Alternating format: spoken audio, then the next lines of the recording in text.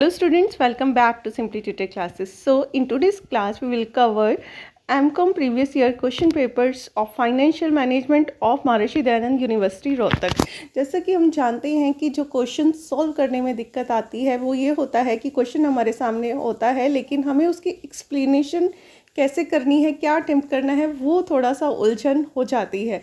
तो उस उलझन को आज हम दूर करेंगे। तो मैं सीधा बढ़ूंगी। 2019 का क्वेश्चन पेपर उठाया है और सीधा मैं क्वेश्चंस की साइड, जो लार्ज क्वेश्चंस होते हैं, बिग क्वेश्चंस होते हैं, उनकी साइड बढ़ते हैं, बड़े मार्क्स के। जिसके अंदर फर्स्ट क्वेश्चन पूछा गया है फाइनेंस फंक्शन क्या है। यहाँ पर देखेंगे आप यूनिट 2 में ध्यान से, how finance function is related with other business functions. तो यहाँ पर सिंपल सा फंक्शंस बताने अपने फाइनेंशियल मैनेजमेंट के, फिर फाइनेंशियल मैनेजमेंट का क्या रिलेशन है अदर डिसिप्लिन के साथ। जैसे कि आप अटेम्प्ट करेंगे financial management, finance and production, फिर आप सेकंड पॉइंट बना देंगे फाइनेंस एंड एचआर, फिर आप थर्ड पॉइंट बना देंगे फाइनेंस एंड मार्केटिंग।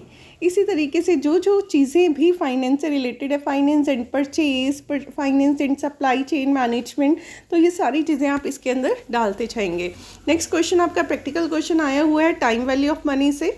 उसके बाद थर्ड क्वेश्चन की बात करें तो कैपिटल स्ट्रक्चर से आया हुआ है, जहाँ पर आपसे पूछा गया है कि एक पर्टिकुलर अप्रोच को यूज़ करके आपने फॉर्म की वैल्यू कैलकुलेट करनी है। तो बहुत इजी है, क्लास में बहुत बार कराया हुआ है, तो आप इसे इजीली कर सकते हैं।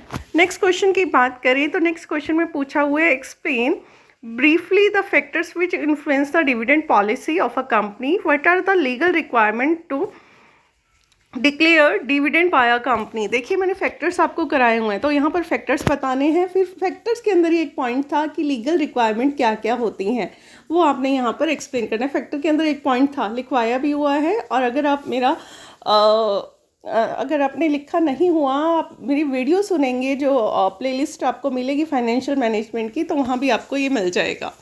उसके बाद हम नेक्स्ट क्वेश्चन पर आए तो नेक्स्ट क्वेश्चन के अंदर हमें जो क्वेश्चन पूछा गया है वो प्रैक्टिकल क्वेश्चन पूछा गया है, जिसके अंदर हमें जो क्वेश्चन आया हुआ है वो आया हुआ है कैपिटल बजटिंग से। आई होप आप इस क्वेश्चन को भी अटेम्प्ट कर लेंगे। उसके बाद जो नेक्स्ट क्वेश्चन आया हुआ है वो आया हुआ है various investment evaluation and discuss various investment evaluation, कैसे करते हैं इन्वेस्टमेंट को evaluate, and appreciate criteria, give numerical example for each of this. तो आपने हर किसी का वो बताना है एग्जाम्पल कि आप जो इन्वेस्टमेंट डिसीजन है उन्हें इवेल्युएट कैसे करते हैं। ये भी कैपिटल बजटिंग का थ्योरेटिकल क्वेश्चन है आपका।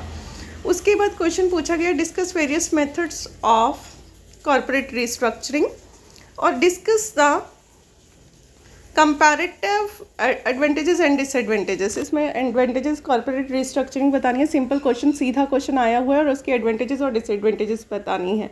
उसके बाद जो नेक्स्ट क्वेश्चन आया हुआ है वो आया हुआ है corporate failure, first part and share split. ये भी आपका फाइनेंशियल रिस्ट्रक्चरिंग से आया हुआ है, तो ये सीधे डायरेक्ट क्वेश्चन है, फोर्थ यूनिट से, कोई घुमा फिरा कर नहीं है, तो आप इसे अटेम्प्ट कर सकते हैं। अब नेक्स्ट पर आ जाइए। देखिए इससे पहले जो था, आई नो कि आपको थोड़ा सा रीड करने में दिक्कत आएगी, पर जहाँ से मैंने ये डाउनलोड किया है मुझे इसी फॉर्म में मिला, तो मैं उसका चेंज नहीं कर पाई, तो मैंने ऐसे ही वो क्वेश्चन ले लिया था। अब हम बात करेंगे 2022 का क्वेश्चन पेपर है हमारे सामने, ये वही 8 क्वेश्चन आपके आगे ऑब्जेक्टिव टाइप। हम बढ़ते हैं अपने बिग क्वेश्चंस की साइड।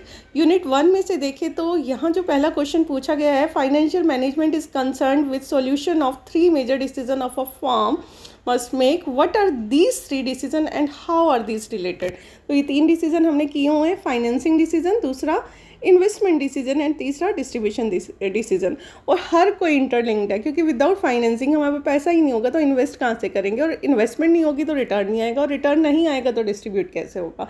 तो तीनों जो डिसीजंस हैं वो आपस में इंटर रिलेटेड हैं। अब नेक्स्ट क्वेश्चन पर आइए।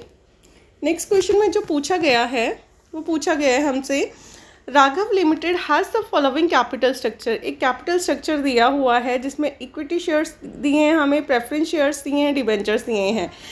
आगे हमसे जो क्वेश्चन में एग्जैक्टली पूछा गया है वो हमसे पूछा गया है सबसे पहले weighted average cost of capital निकालना। ये मैंने बहुत अच्छे से आपको कराया हुआ है, नहीं किया तो आपको वीडियो से भी मिल जाएगा। और उसके बाद आपने बताना है, थोड़ा सा क्वेश्चन को घुमा दिया कि अगर शेयर की प्राइस बढ़ा दें या कम कर दें तो weighted average cost of capital पर क्या इम्पैक्ट पड़ेगा। उसके बाद आ जाइए जो नेक्स्ट क्वेश्चन पूछा गया है यूनिट 2 से why most finance manager keep in mind the value degree of financial leverage in evaluating various financial plan। तो यहाँ फाइनेंशियल मैनेजमेंट का बताना है आपने, फाइनेंशियल मैनेजमेंट क्या होती है, क्या इम्प्लिकेशंस हैं फाइनेंशियल मैनेजमेंट की, और why does financial leverage become favourable, क्यों फेवरेबल हो जाती है। तो आपने बताना है जब अर्निंग बढ़ती है तो अर्निंग बढ़ने के साथ साथ जो अर्निंग पर शेयर है वो उससे कई गुना ज़्यादा इंक्रीज़ हो जाता है। तो इन शॉर्ट अगर मैं बोलूँ तो फाइनेंशियल लीवरेज आपने पूरा फर्स्ट से लेकर एंड तक जितना कराया हुआ है पूरा अटैम्प्ट यहाँ पर करना है। नेक्स्ट क्वेश्चन है वो आपका आया हुआ है डिविडेंड पॉलिसी में से प्रैक्टिकल क्वेश्चन आया हुआ है एमएम अप्रोच का, Modigliani and Miller approach, उसका प्रैक्टिकल क्वेश्चन आपने अटेम्प्ट करना है। उसके बाद यूनिट 3 की बात करें तो प्रैक्टिकल क्वेश्चन ही आया हुआ है। यहाँ पर आपको IRR internal rate of return calculate करने के लिए बोला हुआ है। तो यहाँ आपको सीधा एक जैसे कैश इनफ्लोज हैं 5 साल के लिए हैं, प्रोजेक्ट कॉस्ट दे रखे हैं मतलब कैश आउटफ्लो दे रखा है, और आपने IRR कैलकुलेट करना है। उसके बाद नेक्स्ट क्वेश्चन पर आए तो कैपिटल रैशनिंग में से आया हुआ। कैपिटल रैशनिंग क्या होता है ये आपको पता ही होगा कि जब हमारे पास लार्ज अमाउंट में फ़ंड होता है जिसे हम एक से ज़्यादा प्रोजेक्ट में इन्वेस्ट कर सकते हैं, तो रैंक्स देना प्रोजेक्ट्स को कि पहले हम कौन से प्रोजेक्ट में पैसा इन्वेस्ट करें, फिर हम किस प्रोजेक्ट में पैसा इन्वेस्ट करें, उसे हम कैपिटल रैशनिंग बोलते हैं। और इसकी अप्रोचेस आपको बतानी है, डायरेक्ट क्वेश्चन है, कोई घुमा फिरा हुआ क्वेश्चन नहीं है। नेक्स्ट क्वेश्चन आया explain takeover as way of corporate restructuring. मतलब कॉर्पोरेट रिस्ट्रक्चरिंग चाहे वो फाइनेंशियल रिस्ट्रक्चरिंग हो या दूसरा रिस्ट्रक्चरिंग हो, उसमें टेक ओवर का क्या इंपॉर्टेंस है, मतलब टेक ओवर के बारे में बताना है। उसके बाद नेक्स्ट बताना है आपने सीधा सीधा क्वेश्चन पूरे का पूरा फाइनेंशियल रिस्ट्रक्चरिंग से। उसके बाद नेक्स्ट आ जाइए,